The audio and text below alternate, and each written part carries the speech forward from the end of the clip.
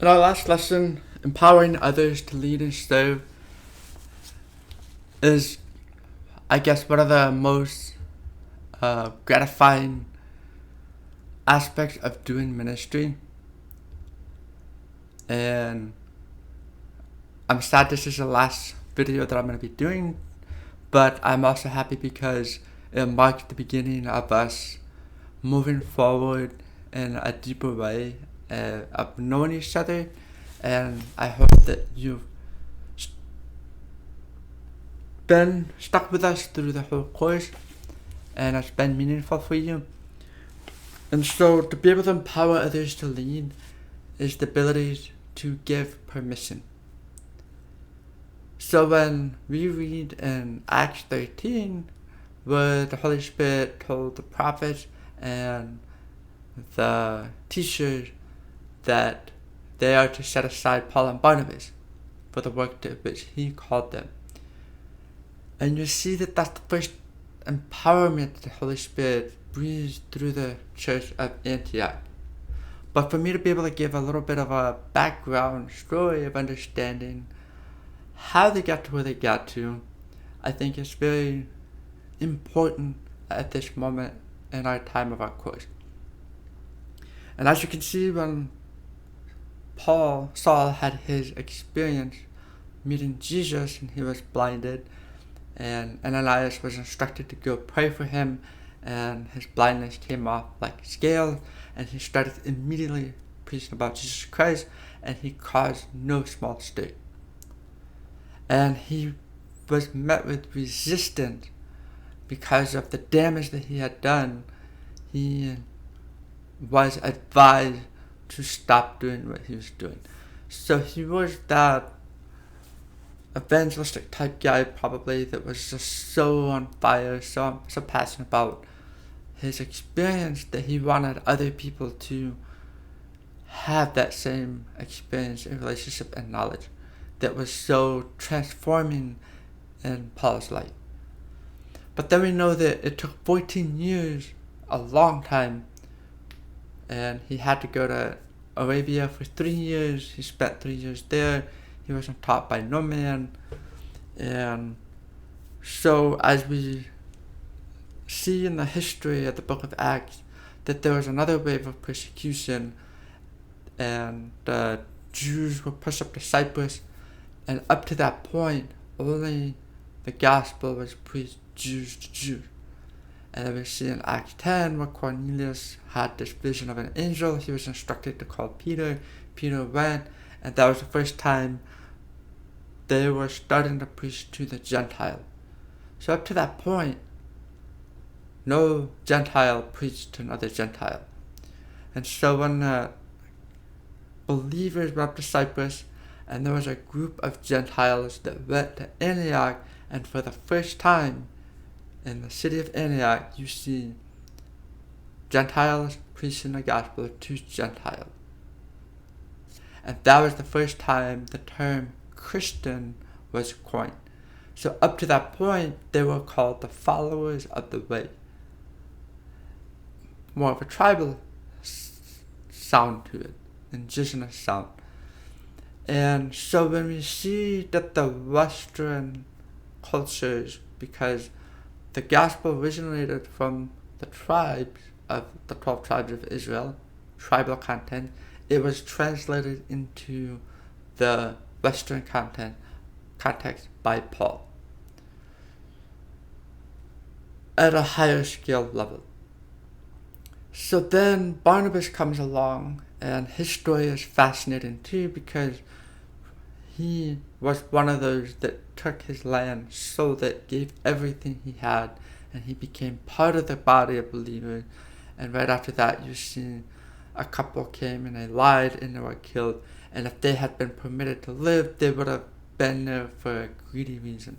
And so Barnabas had a pure heart, pure intention, and when he gave everything. And so we see that Barnabas was counted as one of the main core group, and he was a representation of them. So when he went to Antioch and he spent time there, he remembered Paul. He intentionally went to look for Paul, brought him there, and they spent 2 years there. So that was the first time after 14 years, at least 14 years, Paul was finally stepping into ministry. And he was being empowered and believed in by Barnabas to do this calling that he had on his life. And so I think that the empowerment and the ability to empower people is exhilarating, and it's an amazing experience, but it comes at a high cost. Because it's like raising children. You're going to give everything you have to them, but one day they're going to walk out on you. They're going to move on. And so when we empower others to lead and serve, we do everything for the higher calling and the higher cause, so that after affirming, we empower people. We empower them to lead and serve, so that they have permission to do what you're doing. And when you give them permission, they have the capacity to make mistakes, to hurt other people, and to grow. And so if we create a safe space so that people can keep coming back and keep growing together, we can therefore learn from our mistakes and have an environment and a community of people that we can walk together and share our experiences, so that our mistakes are reduced and not learning from breaking our nose, falling, but we're learning from other people's mistakes and experiences, and we can grow. So there are many ways we can delegate empowerment, and through my courses in Brazil, we have the first introductory course of Curriculum in Action, where we teach people how to understand the basics and the important elements of culture. We have different teachers, and I hope that if there's an interest, we can one day create that course in English. If there are anybody out there that has a desire to continue advancing your leadership skills and volunteer leadership. The second course prepares and trains coordinators, and the third course is in Portuguese, teaches people how to do online ministry.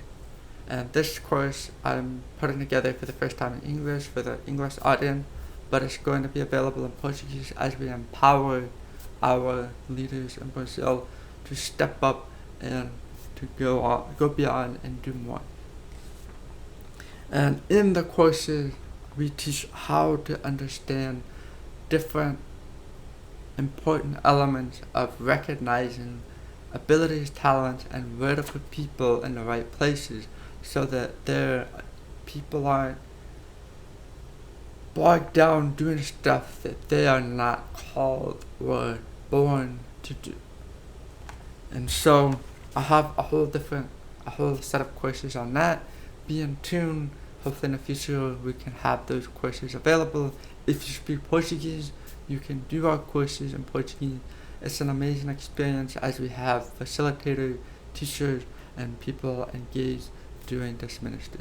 If you are interested in facilitating or leading a group and to do this study and to be a part of us in a closer way, I would love to do this.